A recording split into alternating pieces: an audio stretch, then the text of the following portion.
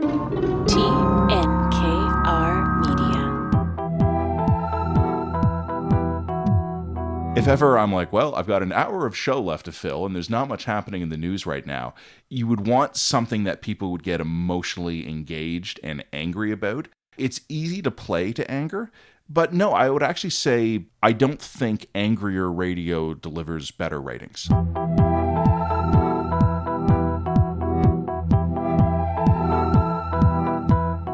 Welcome to Wrong Speak, the podcast about the things we believe to be true but cannot say. I'm Jonathan Kay. Usually on this show, we talk about wrong speakers who get called out for saying something heretical in the worlds of social media, literature, or academia. But today's guest has dealt with the question of wrong speak in a different and arguably more important way. If you're a Canadian, you might know his name too. He's Matt Gurney, a longtime columnist at the National Post, where he and I were colleagues, and a host of radio shows in Montreal and Toronto since 2013. Until recently, in fact, he's been on the airwaves of AM 640, which has recently been rebranded as Global News Radio Toronto. A few days ago, Matt dropped by the Wrong Speak studio to give us the real deal on what you can and can't say on talk radio. And I used the opportunity to ask him some of the questions I've always had about this much derided but shockingly influential medium. For instance, is there really a 7-second delay? And what can you get away with on Canadian radio before a producer hits the beep button? Are talk show callers really as angry and disgruntled as the stereotype suggests? And finally, why are so few of the blowhards who call into these shows female? I'm pretty sure I know the answer to that last one, but let's see what Matt has to say.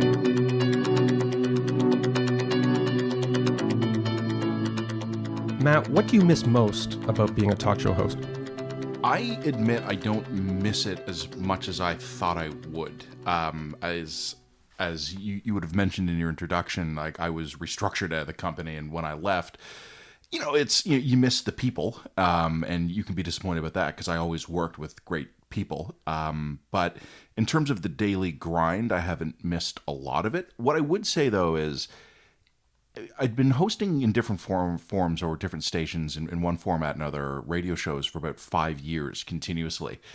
And it took me not a long time, maybe a couple of weeks to get out of the habit of turning on the TV, seeing something had happened in the news and breaking the habit of thinking, who am I going to interview about this? I just got into the habit of always kind of be thinking, ooh, this terrible tragedy that just happened, or this incredible moment in human achievement that just happened. And I was programmed to think, how will I turn this into interesting radio? So I kind of enjoyed getting out of it after having done it for 5 years. I'm not saying I won't go back, but I just appreciated having a break, even if it was a harder and somewhat unexpected break than I might have planned.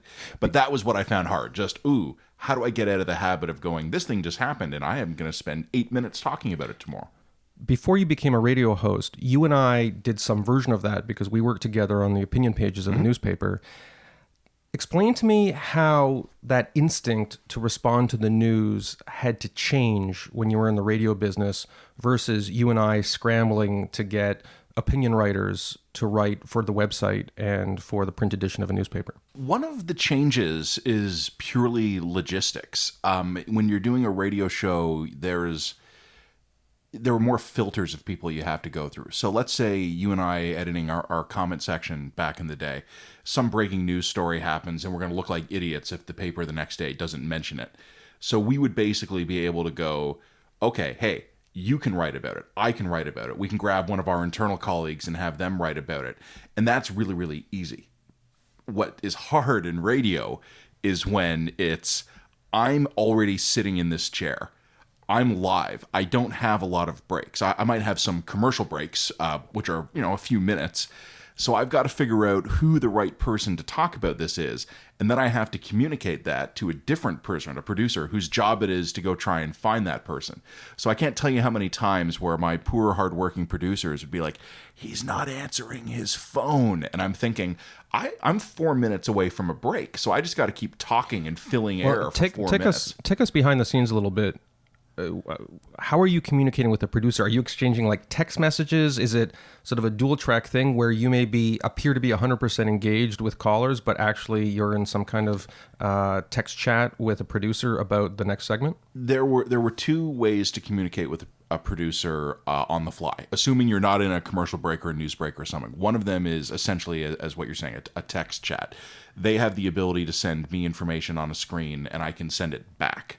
So typically, if there's a caller who calls in, like John calling from Toronto, that's how the producer would communicate your name to me. That's how I know. It comes up on this board. Line 1 is John in Toronto who wants to say whatever. When someone else is talking, though, I would have just a button in the studio that I could push that would kill my voice going out on the airwaves and just send it directly to the producer. So we just call that the loop. It was an internal broadcast loop. So John from Toronto is called in and he's talking. I push the button.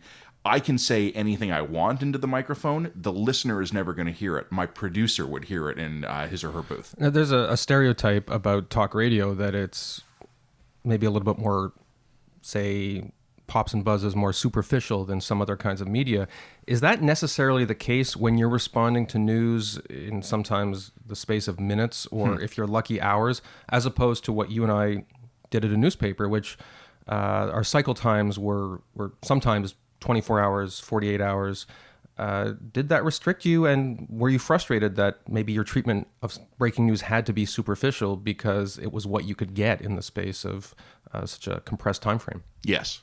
And that's the easiest answer. Yes. Now, some of it is, some of it's relatively straightforward, right? I mean, let's say you get a word that a celebrity has died, someone who is worth talking about. For me, I'm as you know, I love classic rock. So when like a guy like Tom Petty died, it was, ooh, okay. That's relatively easy to react to. I can talk about that. Like, I can talk about some of my favorite Tom Petty song. Meanwhile, my producer would be grabbing some clips of Tom Petty or reaching out to a music expert. So that's relatively easy. The hard thing is when you're stuck in a situation. This is what I always laugh about. You remember in Toronto, Crane Girl?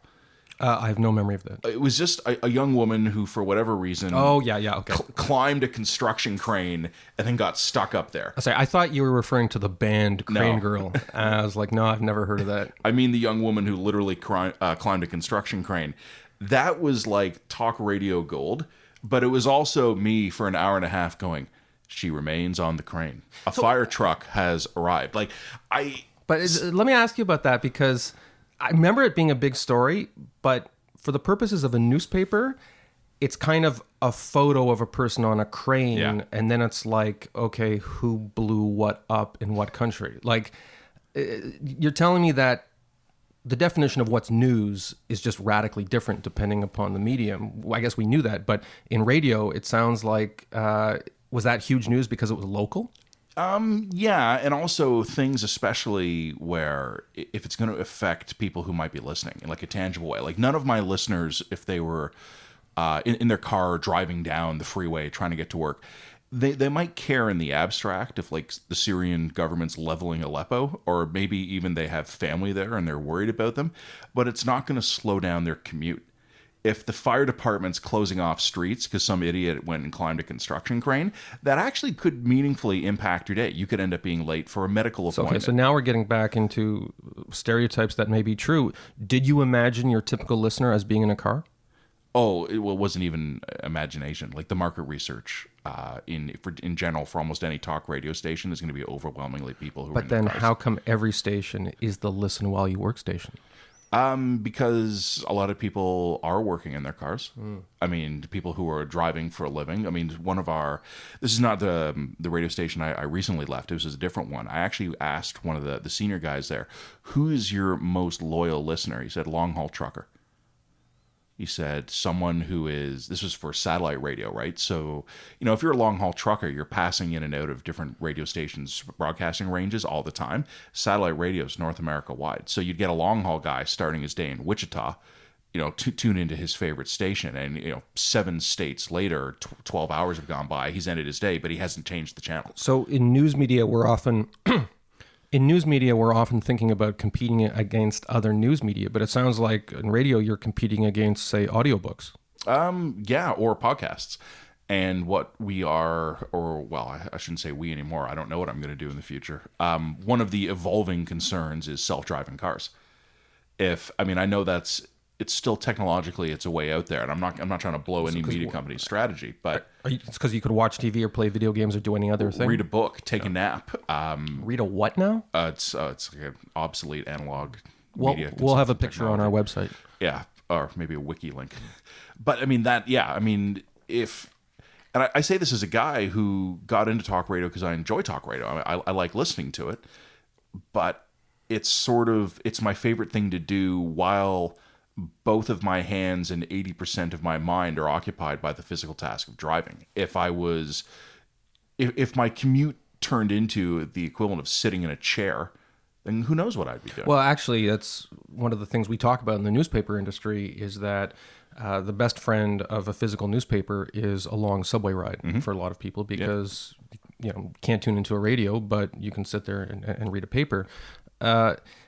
In terms of the emotional state of the people who are listening, again, there's the stereotype that talk radio plays well to people who are aggrieved or angry, maybe because of the act of commuting there in traffic.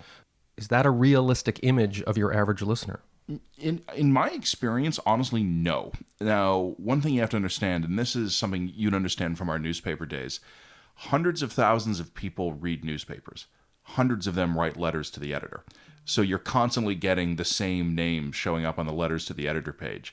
I would say in talk radio, you have listenership, depending on where you are, of tens of thousands, maybe hundreds of thousands of people. And you've got 100 people who call in regularly. So you can't necessarily extrapolate from your callers what your market is.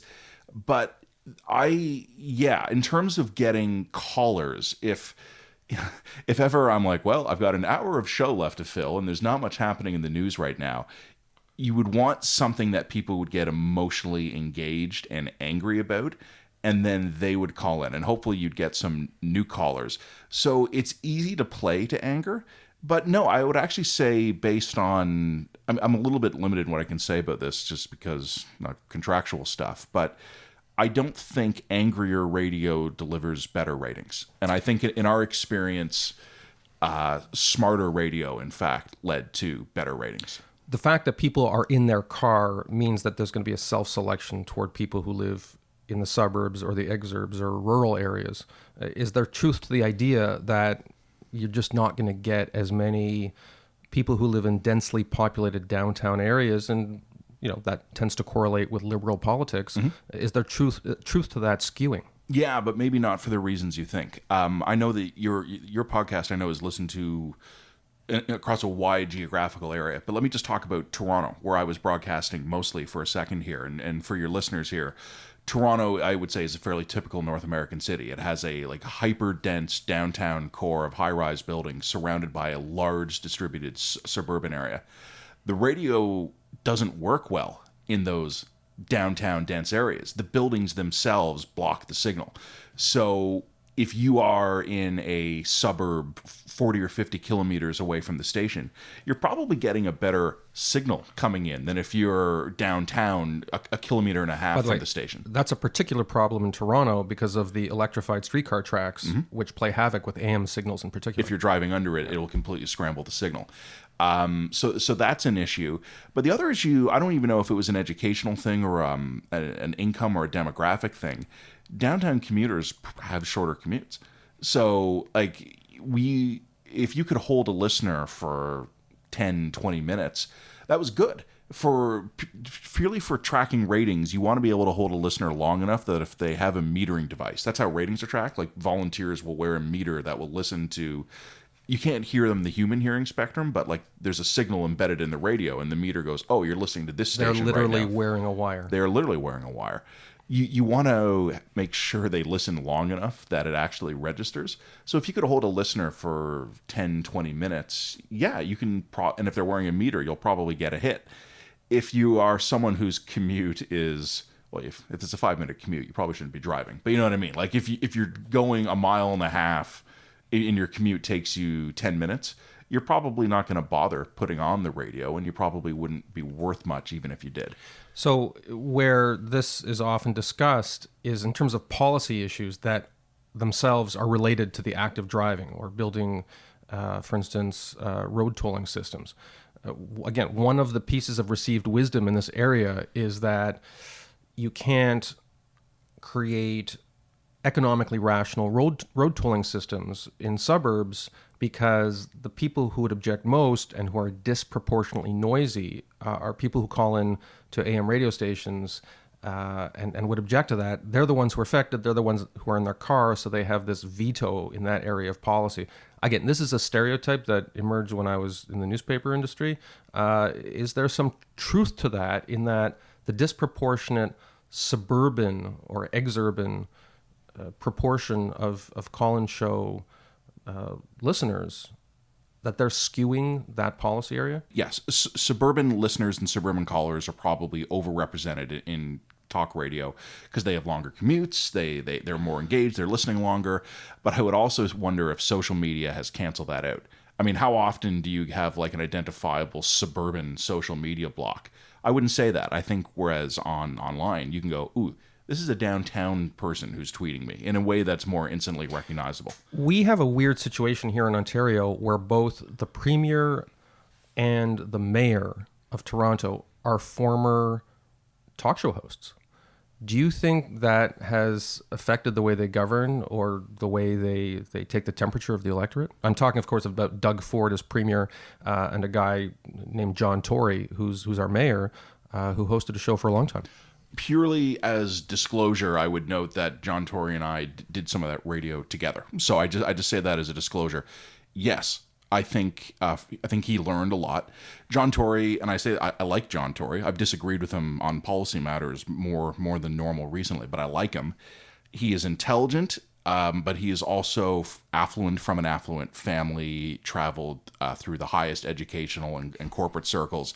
Talk radio for him would have been an exposure in a very visceral way to probably elements of Toronto he would not have had a lot of exposure to otherwise. Although, to be fair, Doug Ford, who's often is associated with the working man, he also grew up in a rich family, but maybe his background socially was a little bit different. Yeah, and I think Doug Ford would self-identifiably say, I am one of the people, where I think John Tory, maybe not if you get him on the record at a luncheon somewhere, probably wouldn't go, I'm an elitist. But I think if you know the guy, and I don't even say this in a dismissive way, he's not someone who hid his education or his professional accomplishments. He was a creature of his family and his time. Here at Wrong Speak, we respect self-identification. I know. Yeah, okay. I read that online. Okay. We were talking before the show about global warming. Sure. And obviously it's an issue people care about. You made an interesting point that although it's an issue that affects public policy, it's an issue that you don't personally like, or at least you didn't like to get into in a deep or detailed way when you were on air. Explain your logic on that. It among a couple of other topic areas was something where and this is, by the way, this is something I felt the same way about writing. I've written very little about global warming either. I read about it a lot, and I've written or spoken about it very little. I am never going to have the subject matter expertise to go head to head with anyone in a meaningful way. So if I'm writing a column about global warming, I know full well I'm going to get savaged on the one hand by people who are passionate advocates about the need to reduce carbon emissions to prevent global warming. And I'm going to get savaged on the other flank by people who... But that's true of any issue. What's special about a scientific issue like global warming or maybe GMOs or vaccines or stuff like that? The easiest way... How does Wrong Speak feel about mild profanity? We encourage it, and if you don't use any, we will actually insert some. In post-production. The difference is on the scientific matters is that if you're not a subject matter expert yourself, you can get bullshitted. That's just really what it comes down to. So if some guy, if I take a position like, yeah, maybe we should be reducing our carbon emissions, and some guy says, yeah, but have you even read the 1977 NASA report on high atmospheric particulate matter? And I go, no. And he goes, well, then why would I listen to you? And when we were in print together, we had the luxury of maybe downloading that document and reading it because we weren't debating people in real time. Yeah, or even turning, as we would sometimes do. Like I would forward one of the things you and I would have done together is kind of wading through the thick pile of freelance submissions that would come in, right? and you'd read something and it's really interesting, but you or I would look at each other and go, I don't have the slightest clue if this is accurate or not. We crowdsource our expertise. We could go to someone who actually is, someone who is either within the paper or within our broader circle, someone who knows about science or medicine or the political issue in question, a historian, and go, read this. Is this crazy? Sometimes the answer was yes, sometimes it was no, sometimes it was somewhere in the middle. But you could do that. In a radio environment, and all the radio I did effectively was live. Couldn't do that. And it's not, I mean, maybe it's a little bit of ego. Like, I don't want to be like publicly getting my butt handed to me by people who know more about me in a subject matter.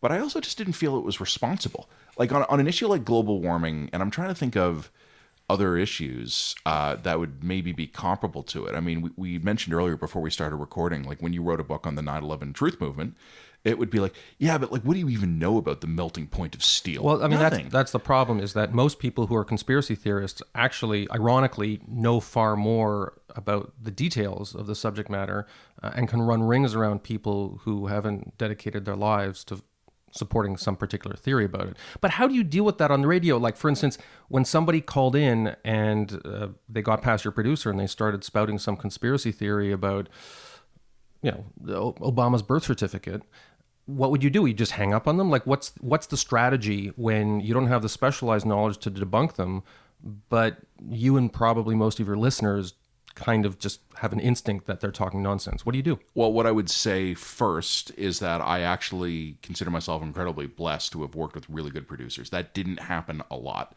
There would be times, and this is not a criticism of any of the producers I worked with, where someone would lie to them. Hey, I'm calling in to make a point about, like, hey, I really agree with what Matt just said. And then they'd like get on the air. Is that the easiest way to get on your show? Well, no, or even disagree, but like say, hey, I'm calling in to make this reasonable, mild point. And then I go, hey, Bill, you're on the line. And he's like, 9/11 was a fake. It was an inside job. So what I would do, there were two strategies. Either make an example of them and like call them names and mock them, and then like whip up some good group hatred of them and all that they stand for, and then disconnect them. Or I would have, it would differ a little bit by the specific radio station you're on. You're always at least a few seconds beyond real time. So there is the option to dump a call. Oops, I lost Bill. No, or even just go, okay, since profanity is permitted, mild profanity or full profanity? What's your personal if standard? you went on like a long, enraged tirade that just consisted solely of F-bombs, we'd probably eventually cut you off. Okay, well, I'll limit it then. But let me just give you an example of something that actually did happen. It was like up on my call board, like, Mike in Scarborough thinks the provincial government proposal misses the point. And I go, hey, Mike from Scarborough, you're on. He goes, hey, Matt, great to be here. Yeah, I was listening to the show all day. Motherfucker. And and he just like yelled that. And I started to laugh. But it was just purely him pranking us, right? So I immediately hit the dump button. So what the listeners would hear in that situation is, hey, Matt, yeah, I really... And then they would hear click and then me laughing and going, well, folks, okay, Mike just decided to come on and use some bad language. Because you couldn't be sure if you'd got it in time. So you had to be safe and assume that people had heard. And then, or you had to explain what would happen. Because, I mean, imagine just taking this conversation right now, edit 8 random seconds out of it. To the listener, it would sound weird. That's what I was doing in real time. So you'd have to have some way of kind of going, okay, folks, I had to dump that caller.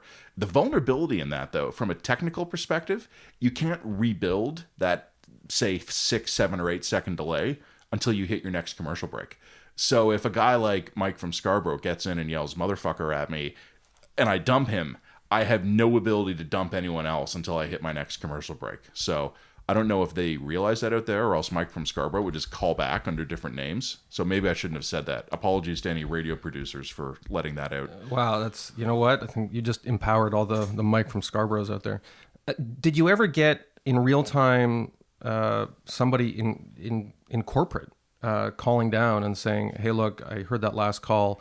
Don't take any more calls like that. We have sensitivity on that. Was that ever a factor?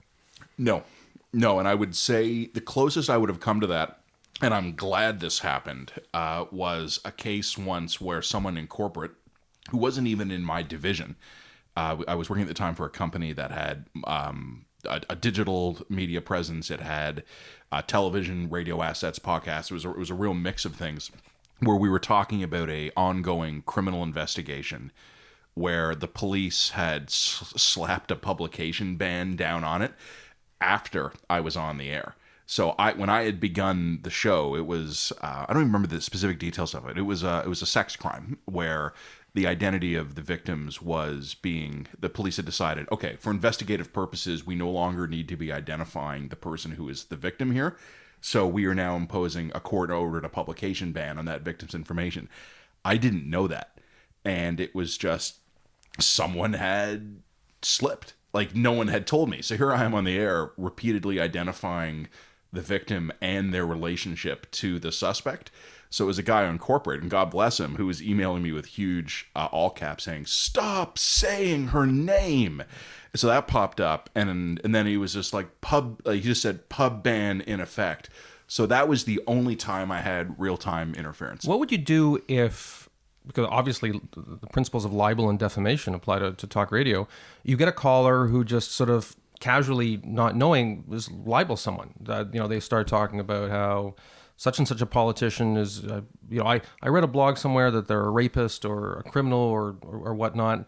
How would you deal with that situation? If possible, I would dump the call. Like if it was something that was either incredibly reckless or overtly in bad faith, I would treat it as a prank and I would dump the call. So in that situation, hey Matt, but not a prank, but somebody who just sincerely believes what they're saying, but says things that are defamatory. Yeah, I'm not questioning whether or not they'd believe it. I would treat it as though it were a prank. I would just dump it and go, sorry folks, like we're just moving on from that.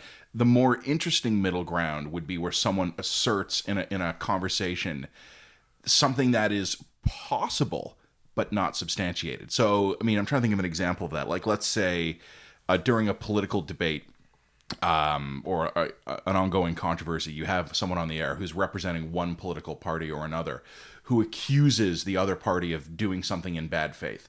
What I would do in that case, either live or immediately after, to go, hey, just so you know, that person who made that accusation was speaking for themselves. I or this media organization cannot verify that that's the case. Theoretically, could you then get some kind of subpoena or court order where you would have to produce the call data to provide identifying information for the person who called in? I'm going to be honest with you, I don't know. That's interesting. Well, records of the shows themselves are kept. That's required because it's possible in Canada for there to be something called the Canadian Broadcast Standards Council.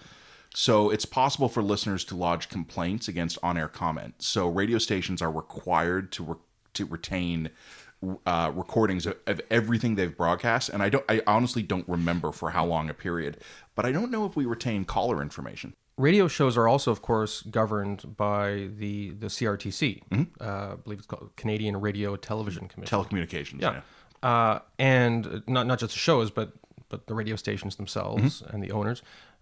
How much grounding in CRTC regulations was required before you became a professional on-air radio host? Zero.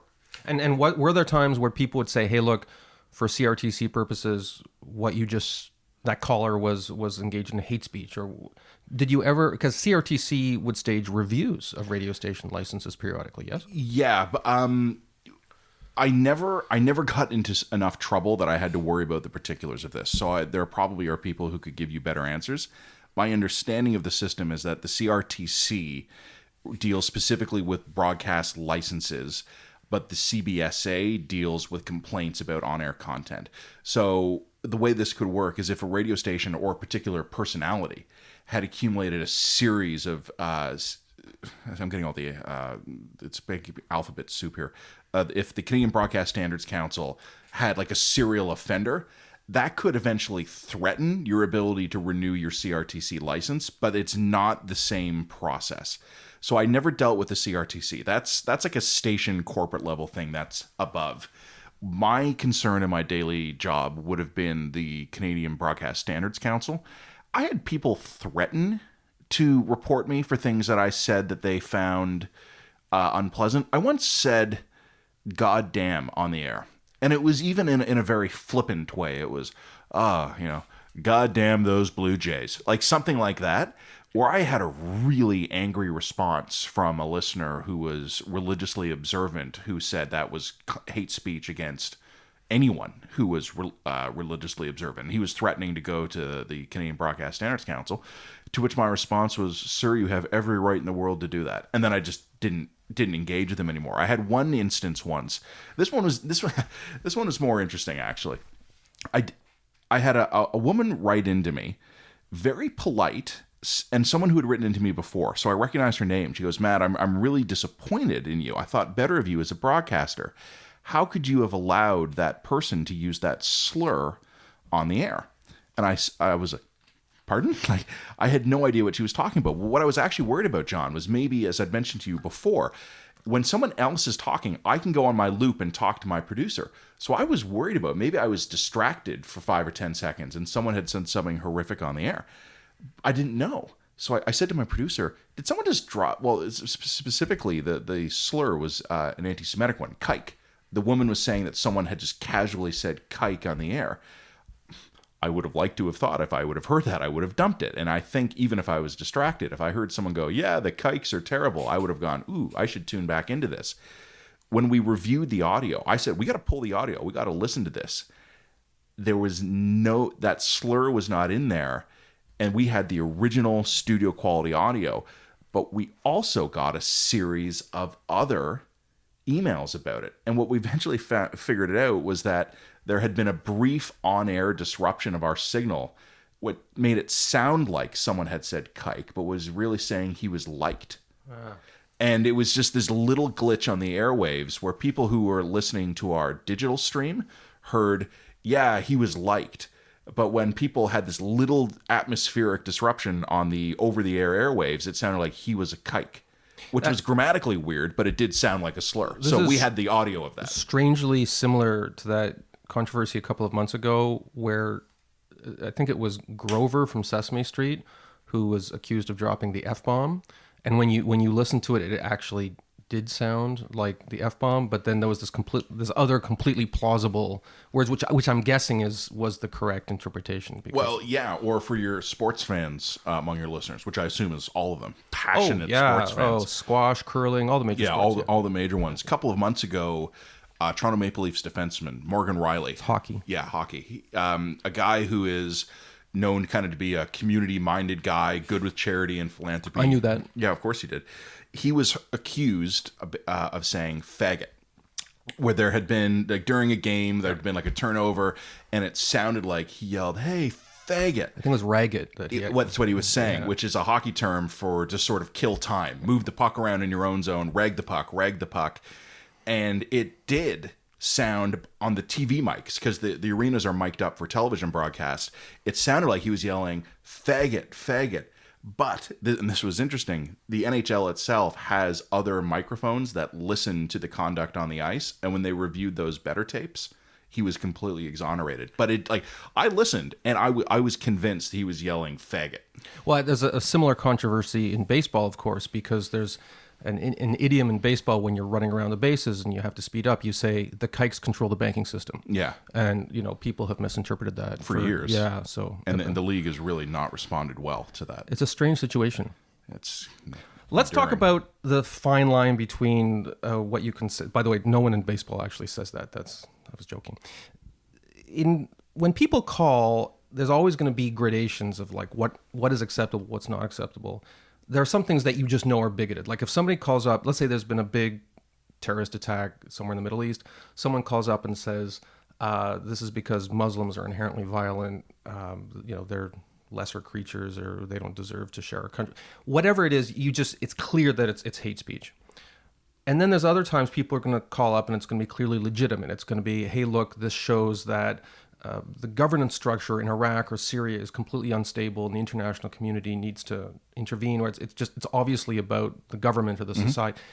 What happens when someone calls up and, this has become a controversy in the post 9/11 era, when someone is calling to critique Islam as a system of ideas, or it's the historical culture that it's produced, and they make arguments about how Islamic societies are often violent, and they're specifically, they're not critiquing the religiosity of Islam. They're critiquing the Islamic civilization as such. Do you have a system for figuring out when that's a call that has to end, when it's sort of a blurry line about whether they're critiquing ideas or people?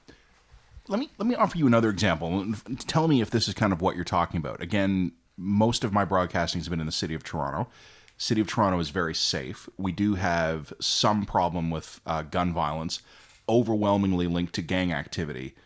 And anecdotally, at least, the gangs seem to be mostly young black men. And the victims should disproportionately be young black men. So that would be something where there would be a shooting downtown, and you might get a caller who calls in and says, yeah, the politicians are going to call for more gun control, or they're going to call for more spending on communities. But what we really need is more policing of like 2 neighborhoods in the city, and then we would drop that. That is fair public comment. But you've got to be really careful with that, right? Because it's a very fine line. And they're obviously going to be referencing like Jane and Finch, or the areas that are known to be concentrations of the black community. Yeah, or also known to be where the most of the gun violence is actually happening. And can you actually see your producer's body language? Can you see, like, or do you yourself sort of tense up? You're like, where's this call going? Well, again, my producers were good. It would be very rare that if someone was not being malicious, they would very rarely actually get through to cause that kind of trouble. What I would say would be that there would be times when, with either body language or communicating in the loop, that we would just be like, oh, okay, we got to go. Or like my producer might pop on and go, hey, let's just dump this guy. Like, let's get to line 5. Because there also might be someone who calls in and goes, reasonable point. We already have effective gun control in this country. Reasonable point. Policing has been not prioritizing these neighborhood. And then would go, and let's talk about fatherlessness in the black community. And that's when you start going, you know what?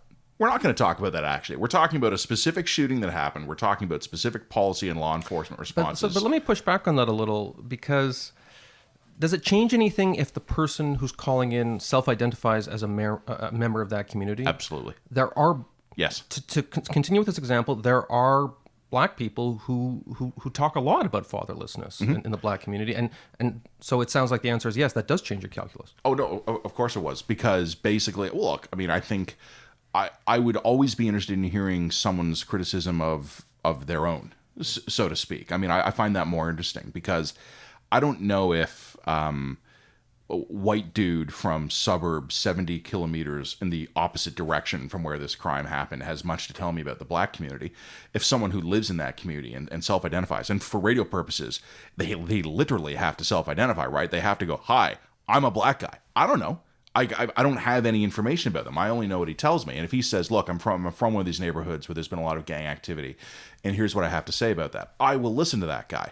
But it's not just people who self-identify as a member of the community. I might not care what, Doug from, Barrie has to say about, inner city downtown gang violence in Toronto. But if someone calls up and goes, I'm a 30-year law enforcement officer, and I want to tell you what I think, I would absolutely privilege that example as well. I mean, just someone who actually has something to say. And I think the way of one of my producers once put it so well to me. He says, don't think of your callers just as buddies. Think of them as experts you're interviewing. So a guy who has grown up in one of these communities is an expert I'm interviewing about his experiences having grown up in a community. A retired cop.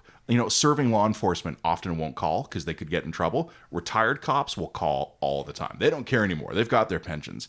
That person has a valid perspective. I can interview him. Someone who just has a thought or a feeling on the matter, he's entitled to those thoughts and feelings. I just don't necessarily care. Talk radio, so the examples we've been shooting around, maybe people have noticed, we're always assuming it's like Bill from Scarborough, Joe from Oakville. It's all the names of guys, which, to be fair, talk radio, most of the people who call in are dudes. Why is that? Why? And when I listen to talk radio, do we just like shooting our mouth off more than women do? Yes, I honestly think that's what that is. Demographically speaking, talk radio is not, in terms of listenership, is not as disproportionately male as you would think if you were just listening to call-in shows. It might be, especially depending on the specific show and the specific station. because not all of these things are created equal, right? There's always different stations try to appeal to different demographics and parts of the market. But it is not lopsidedly male in terms of listenership. Maybe a specific show or a specific host on a specific channel might have more of a male audience, but it is always a mix. Callers are massively male. Because I'm guessing, when I listen, it's like 90-10 men. That suggests to me, because I'm guessing producers are trying to get women on air. So I'm guessing the calls themselves that are trying to get through, it's probably more like 99-1. We never would have broken down the numbers, but just anecdotally, yeah, you're not far off. A woman who calls into talk radio will be more likely to get on the air.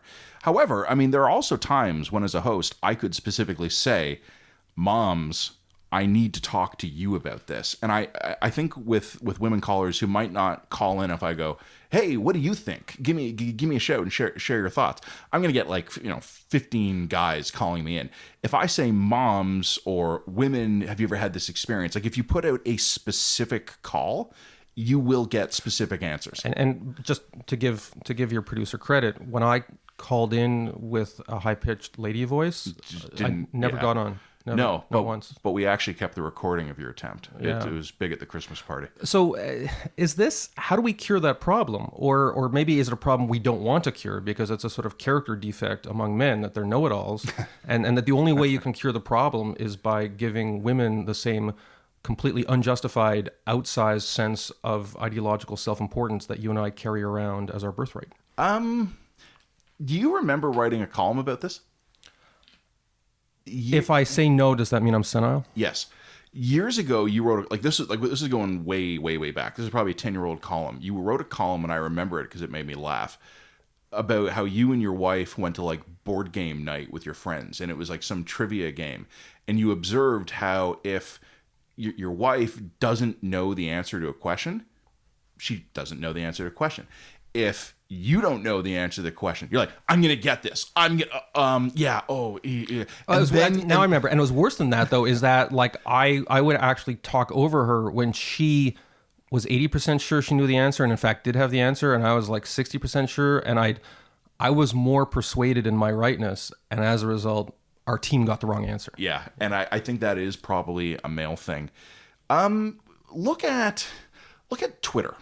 Well, actually, maybe don't look at Twitter. Twitter's terrible. Never look at Twitter. What's Twitter? It's a monstrosity. I heard somebody wandering around the street jabbering about it, but yeah.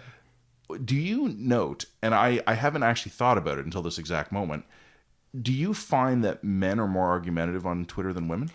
Because it might be, like, Twitter might be basically a live 24/7 call-in show with no producers and no dump buttons. What's interesting about Twitter is, and I'm not sure you saw this on the radio, is there's a lot of guys on both sides of the spectrum telling the world what women want and how we can protect women and do this and do that, and talking about things like abortion and you sometimes do wish, can we get some actual women on this issue because this isn't working.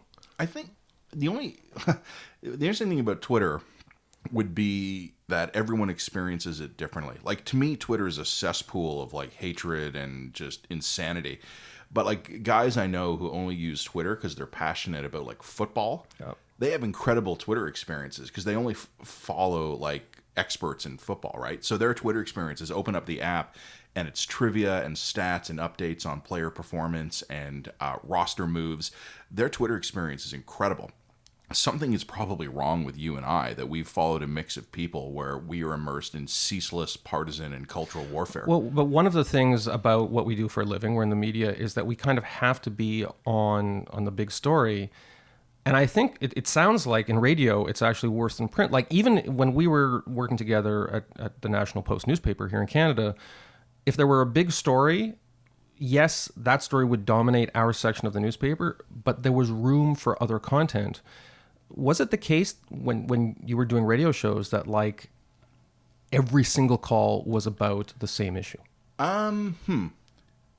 Not consistently, because every day really was different. Like there are slow news days in radio as much as there are in print, right? So on a slow news day in radio, you'll be like, I read an interesting story about a guy in Tallahassee. Like you kind of like the geographic stretch kind of shows you how slow a news day it is locally.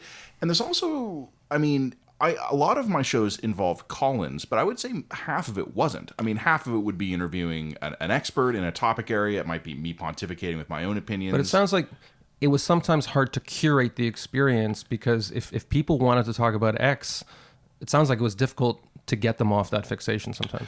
Oh, yeah. And what you would happen, it was always interesting, because you always had to assume the listeners were there. I mean, I knew what my ratings were in a general range. I knew what the station's listenership was in a general range. And you would have to assume at any given time, like I said before, that either tens of thousands or hundreds of thousands of people were listening. And you'd go, hey, who has something to say about this? And then, like, no one would call. And then your next topic would be like, yeah, man, local city councilor says sidewalk snow plowing is really bad this year. I can tell you that's huge. That's yeah. And then, boom, the entire call board lights up. But we saw that at the newspaper, where something fairly obscure like garbage collection is a huge issue. People are obsessed with it. Something that I've always used, and then this is not me just being a media defender, although I guess I am, because it's how I make my money. But people always kind of say the media is leading the story. The media is focusing on trivial stuff, right? I mean, why aren't you reporting the big story? One of the things that the internet has done in real-time analytics tools is that it has blown that fiction completely to shit. The media, in general, is not leading the public. It is chasing what their interests are. So this is an example you and I have talked about before, but for your listeners here, you and I had done a series. I don't even remember what it was, but it was some incredibly worthy... I remember exactly what it was. It was a series. It was an international human rights thing. Erwin Kotler contributed to it. Yeah. Who's, for non-Canadians, he's an internationally recognized human rights expert. It was about what we could learn from genocide. Yeah, about international court. It could not have been more worthy. Yeah, it was something that anyone in theory would be proud to have read. It's the sort of thing people are telling us, that's exactly what you should be publishing. And like dozens and dozens of people read those articles. And meanwhile, you and I would have had piped right through to our section in real time. You probably remember this. We had a big screen TV on a wall nearby. Chartbeat that showed in real time what people were reading on the website, but also what they were searching for. It was showing like what Google search referral terms were bringing them to the website. So we were talking about the international court. We were talking about the responsibility to protect. We were talking about restorative justice in post-genocidal societies. And 10 out of 10 stories were the Tiger Woods sex scandal. We were basically piping classical music into a rave, is what we were doing. Or humming it. Yeah, with our klezmer band. But what was your version of Chartbeat? When you were on air, was it just how many lines are ringing up? Was that your version of Chartbeat? That's actually an interesting question. There are different indicators you get, and most of them are anecdotal.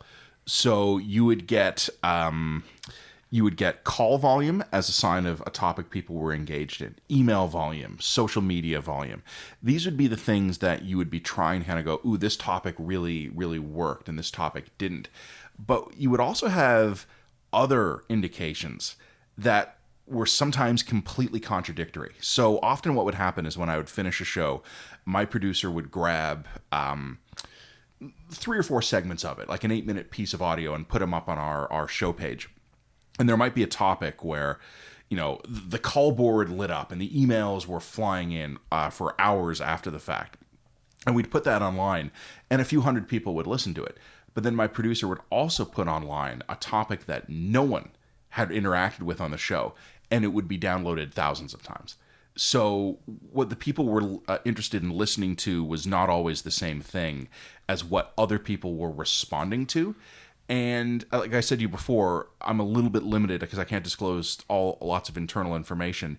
But the angriest shows on radio were not always the best rated shows. And a show that might have sounded to the listener as someone being very calm, very reflective, might have had surprisingly good ratings. Ratings, in theory, can be tracked to the minute, but that doesn't really tell you anything. There's too many variables in that. So you could look at ratings by the hour or even by the quarter hour. And yeah, you would find out that something that you think is, this is an audience favorite. The audience loves this topic, or the audience loves this segment because of the emails and the calls they would get saying, oh, we love this. This is our favorite part of the show.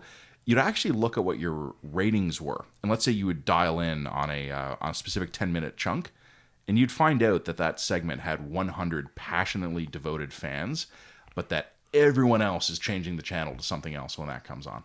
So you want a lot of people who are somewhat interested as opposed to a bunch of monomaniacs who are... In a really cynical way, let me describe to you the job of a radio host. And this is not me saying this disparagingly at all. The job of the radio host is to engage the listener sufficiently that they will listen to a bunch of commercials and stick around for what you have to say next. So that's one of the weird things about podcasting is that there are podcasters, Joe Rogan is obviously the most well-known example, who some of his shows go on for 3 hours. How is it possible that despite the fact it's basically, in both cases, it's sound coming out of a speaker, spoken word content, how is it that in podcasting, people will listen for hours and hours, sometimes to one person, whereas in radio, it often seems like a challenge to get people to listen for 12 minutes? That's an interesting question. Well, one difference would be, again, in a radio context, we are competing in real time against other options. If what I am saying is boring, because you find me boring or you're not interested in the topic, especially in a big city like Toronto, there's a ton of other stuff that you can listen to. And sometimes the scan button is embedded in the steering wheel. Like it's literally a thumb twitch is I'm bored. And there would be like having been in Toronto and having done talk radio at 2 different radio stations in Toronto, there are 2 permanent talk radio stations on the AM band. There is an all news, just constant headlines all the time station on the AM band. There is 2 sports radio stations in Toronto, also on the AM band, and there's CBC Radio, which is, I'm not going to call it talk radio, but it's news-focused cultural National radio. Public Radio, BBC-style programming. So anyone at any given time, if they don't like exactly what you're saying at that exact moment, like the first inkling of boredom, you're gone. Or they're off to listen to top 40 country hits or whatever. Whereas someone who's listening to a Joe Rogan podcast that's 3 hours long is either in love with Joe Rogan, He's self-selected. or is maybe has never listened to a Joe Rogan podcast before, but loves the person he's interviewing or loves the subject matter. So you're going to have someone who might be like, I have 3 hours of time for this topic, whereas I never assumed that anyone had 3 hours of time. What's the longest, except in special circumstances, what's the longest you would let a caller speak in terms of an uninterrupted monologue? The longest, I would say in general, under a minute, but I can certainly think of ones where what they were talking about was so compelling, I let them go. Like a personal story or something? Yeah, 7-8 minutes, eat a whole segment. One thing that's different from, in terms of call-in radio compared to other media is sometimes people just call in and say the same thing as the previous caller. Oh, completely. I almost get the sense that's part of the appeal in that people are listening to take the temperature of what other people think. Mm-hmm. And it's kind of, even though it's the same content, it adds information, the fact that so many people are saying something that maybe they believe in themselves. Are some people just looking for confirmation bias? Like they want to hear the voice of people who think what they think? Yeah, no, I mean, it's a real-time Overton window. It's not something you have to wait to see what the academic journals say about it 8 years later. You don't have to go back in time and search keywords in New York Times archives to figure out the cultural impact of something. In social media or in live radio, societal standards can shift in speed of light. I mean, a consensus can be created instantaneously, and then put out to hundreds of thousands, maybe millions of people, and then, well, not only just consensus, but also, I mean, I would say factual inaccuracies, right? I mean, something that is good or bad or wrong or right can just be completely disseminated to a massive audience instantaneously. How often did it happen that somebody who is actually a newsmaker who's involved in the story that you're discussing will just call into the radio station unbidden and say, I want to correct something? It does happen. It, in my experience, didn't happen a lot. Did you get Toronto City councillors calling up? Occasionally. Like, again, not a lot. It did happen. And I remember one time I got 2 of them on the line at the same time, and neither of them knew about each other. I just let them fight it out. So that's like a Geraldo.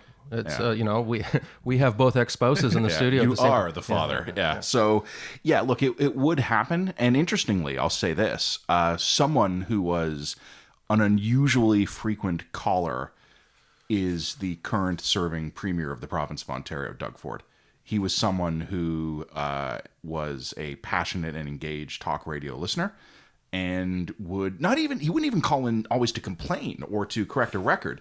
He would just call and say like, oh, hey, like I heard you guys talking about this, and here's Doug Ford's view on the issue.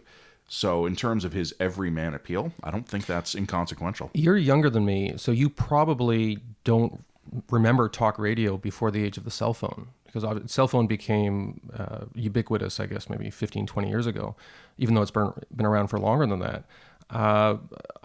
What's interesting is when I listened to talk radio shows when I was a kid, it tended to be much older people. People who are at home and retired. If it's 3 p.m. and you're calling a radio station to talk about taxes, you're probably not somebody who has a full-time job. Yep. And I guess it has changed the industry in a way that you probably take for granted, that busy, successful people can call you in the middle of the afternoon because they have something to say, because you just take the cell phone for granted. Yeah, and I would also say something that is similar to that is that people who would, for whatever reason, not be comfortable calling in, I mean, it could be stage fright. Like they don't want to call into a radio show, they can email. Every time I'm on the air, and it's something I've always done at any station I'm on, and for some ridiculous reason, I insist on doing this to myself in my written work as well. As a matter of accountability, I think it's important that people know how to get in touch. So I would, at every show, you can call me at this number, or you can email me at this email address. A lot of the emails I got were completely insane. And sometimes I mean that like not in a dismissive, sarcastic way. I mean, some of these people were completely mentally unbalanced. But others, you'd get really helpful, thoughtful bits of information. Let me give you just a random example quickly of why talk radio listeners can be amazing. There had been a case, and this is a year or two ago, and I don't remember all the details, but where there'd been a very unusual car accident involving a school bus where some children, luckily everyone was okay, but just the circumstances of it seemed remarkable. How would this sort of thing even happen? And on a whim, I put out a call saying, any of you out there are experienced school bus drivers or mechanics, can you call me and explain how you think this might have happened? Instantaneously, a woman, an older woman, called, goes, Matt, I'm a retired school bus driver, 40 years experience. I used to drive that route, and I'm going to tell you exactly what happened, because all the drivers knew that route was dangerous and something like this was going to happen eventually. I followed the story, and it turns out weeks later, the accident investigation confirmed she was exactly right.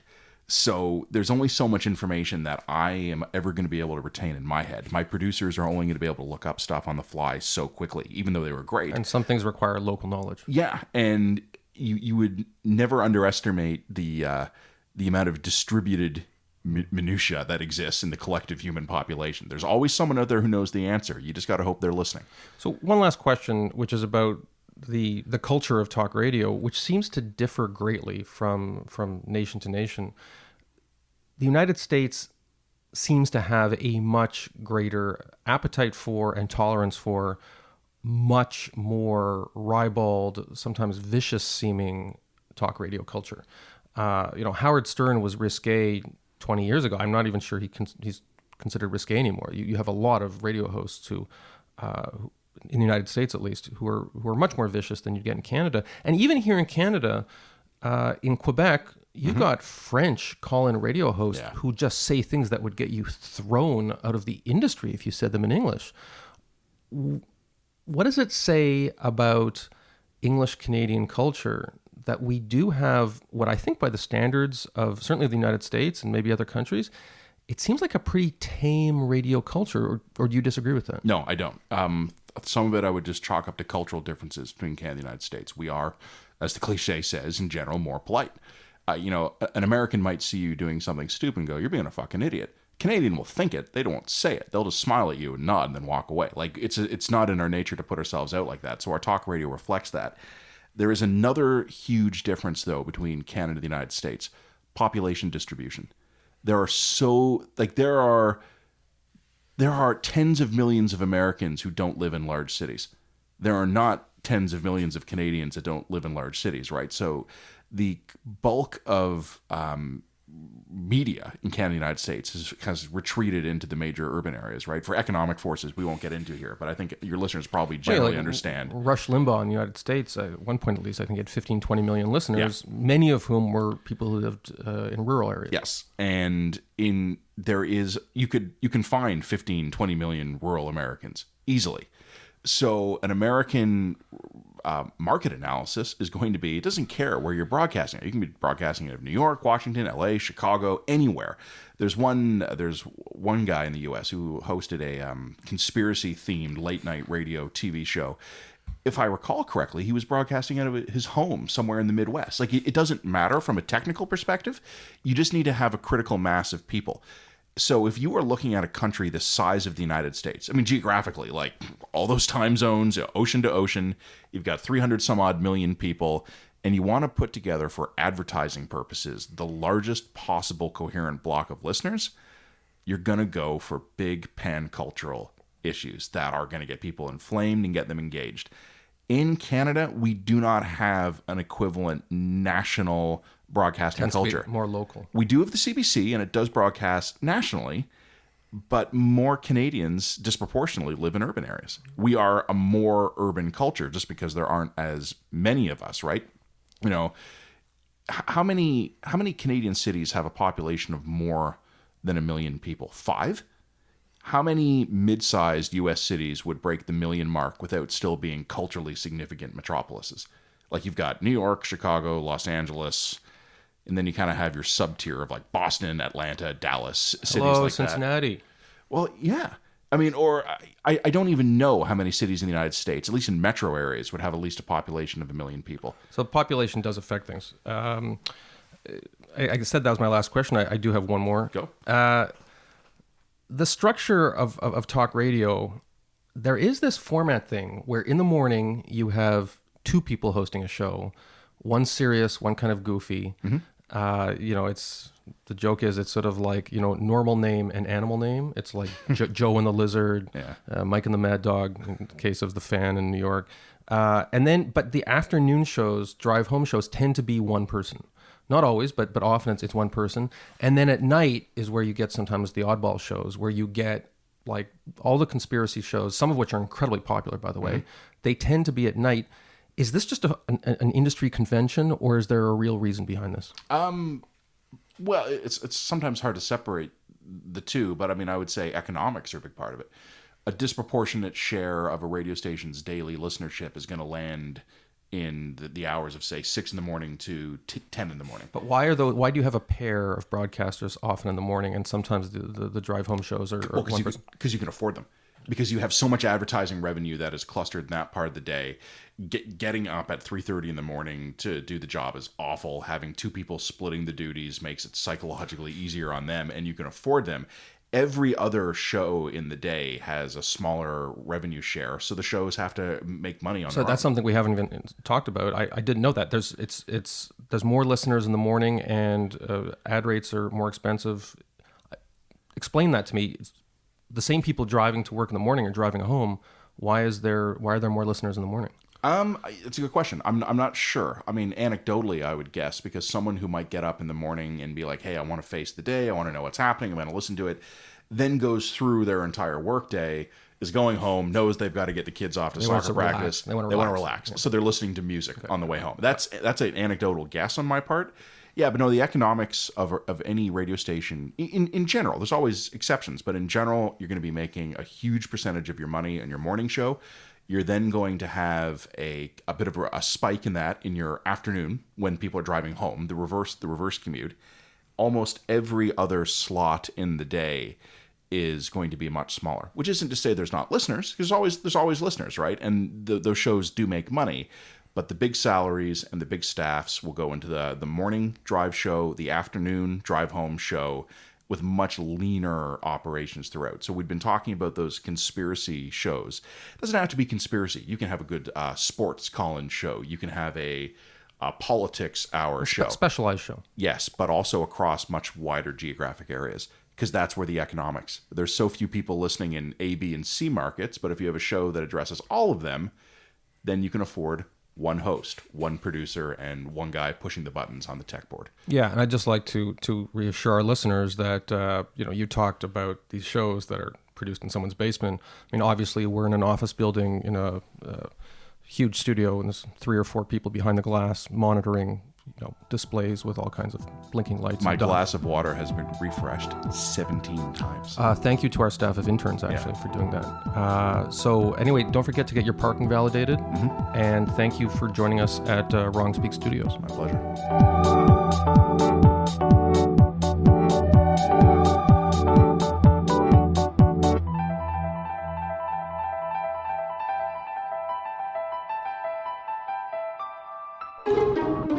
This has been a production of TNKR Media. Good talk.